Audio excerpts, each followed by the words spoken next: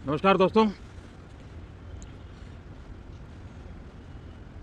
Monsoon सत्र में आप सभी मीडिया जगत के लोगों का स्वागत है। साथियों, मानसून नवीनता और नवसर्जन का प्रतीक है और अब तक जो खबरें मिली हैं, देश में मौसम बहुत ही, किसानों की अर्थव्यवस्था, देश की अर्थव्यवस्था, ग्रामीण अर्थव्यवस्था और इतना ही नहीं, हर परिवार की अर्थव्यवस्था में एक बहुत महत्वपूर्ण होता है। अब तक जो मुझे जानकारी दी गई है उस हिसाब से पिछले 10 वर्ष में जो पानी का भंडार हुआ है इस बार, वो करीब करीब 3 गुना हुआ है, जिसका आने वाले दिनों में भी देश के अर्थतंत्र को बहुत लाभ होगा। साथियों, ये मानसून सत्र राष्ट्र के लिए ये बहुत ही गौरवपूर्ण सत्र है। ये मानसून सत्र राष्ट्र के लिए एक अपने आप में विजयोत्सव का रूप है। और जब मैं कहता हूं कि सत्र, तो सबसे पहले तो मैं पहली बार इंटरनेशनल स्पेस स्टेशन पर भारत का तिरंगा झंडा वहां लहराना, ये हर देशवासी के लिए गौरव की नया उमंग और उत्साह भरने वाली ये सफल यात्रा रही है। और पूरे संसद, लोकसभा राज्यसभा दोनों सदन, देशवासी जिस गौरव का अनुभव कर रहे हैं उसमें एक स्वर से जुड़ेंगे, एक स्वर से इसका यशगान होगा। जो भारत को अंतरिक्ष में नई ऊंचाइयां पर पहुंचाने वाले जो भावी कार्यक्रम हैं, उनके लिए भी प्रेरक बनेगा, प्रोत्साहक बनेगा। साथियों, ये मानसून सत्र की सैन्य शक्ति का, भारत के सैन्य के सामर्थ्य का रूप देखा है। ऑपरेशन सिंदूर में भारत की सेना ने जो लक्ष्य निर्धारित किया था, 100% अचीव किया।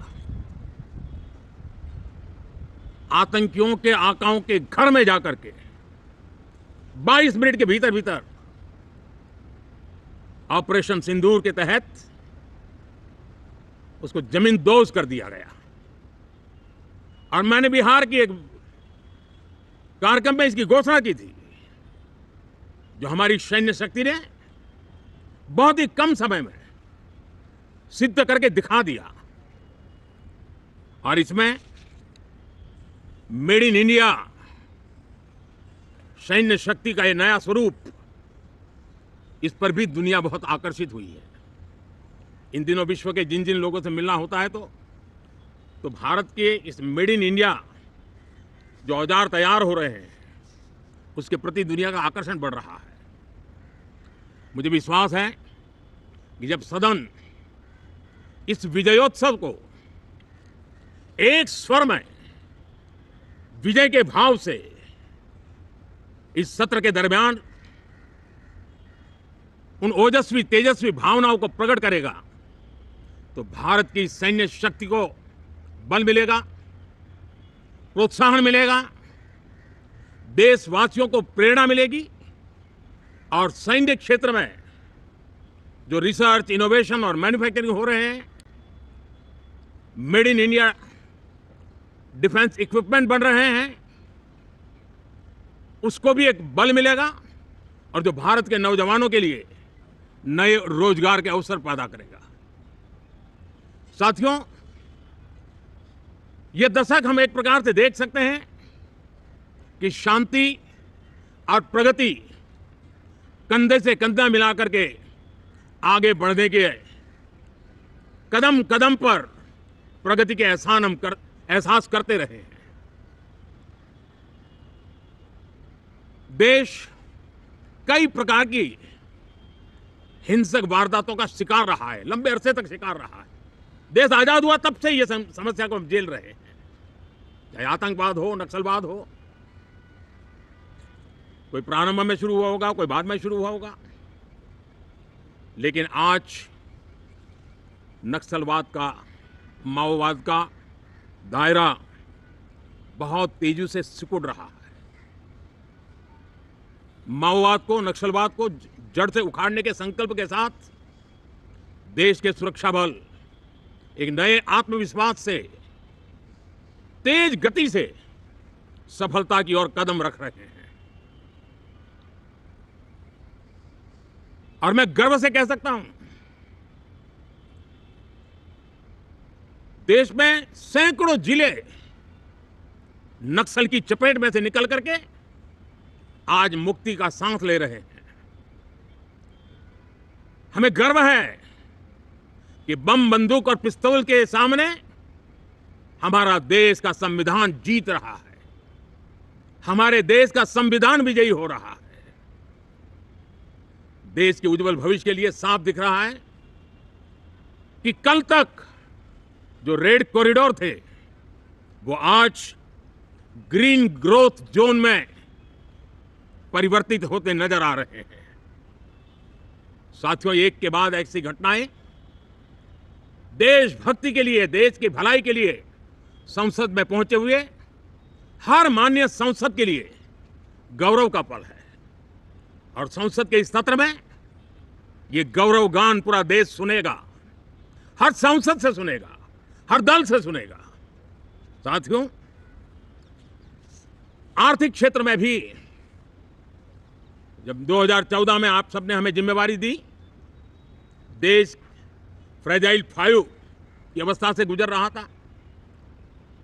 2014 के पहले वैश्विक अर्थव्यवस्था में हम 10वें नंबर पर थे और आज भारत तेज गति से दुनिया की तीसरे नंबर की अर्थव्यवस्था बनने की दिशा में आगे बढ़ रहा है, दरवाजे पर दस्तक दे रहा है। इन दिनों 25 करोड़ गरीबों का गरीबी से बाहर निकलना, जिसको विश्व की अनेक संस्थाएं सराहना कर रही है। देश में एक जमाना था 2014 के पहले जब महंगाई का दर, इन्फ्लेशन रेट डबल डिजिट में हुआ करता था। आज 2% के आसपास आकर के देश के सामान्य मानवी के जीवन में राहत बन गया है, सुविधा बन गया है। लो इन्फ्लेशन के सामने हाई ग्रोथ एक अच्छे विकास यात्रा की दिशा है।